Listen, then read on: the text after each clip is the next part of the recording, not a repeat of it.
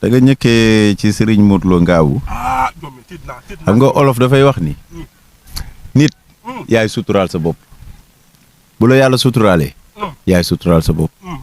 wax dëgg yàlla am na wax yoo xam ne nag man de dégg naa ci ay termes yoo xaw ma ko woon sax waaye xam naa ni tolluwaay la rek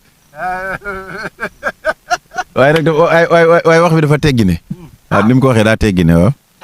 waaw léegi su la nga jàngatee lii maam mu dal ko daaw dawaat ko ren waaw moo tax ma war a xool boobu sëñ bi kat dëgg-dëgg man de damaa déglu yenn audio yi damaa tiit moom sëñ bi kat dëgg-dëgg sëñ bi kat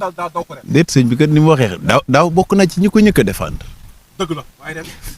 non xam nga nag xam nga lan mooy naafeq naafeq nga gis ni lii di nga ci sa baaraam te muy dëgg nga war a wax nit ki dëgg di ko raay loolu moom baaxul bu dul dara na yërëm njabootam gi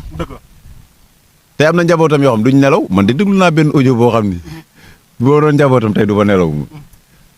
ndax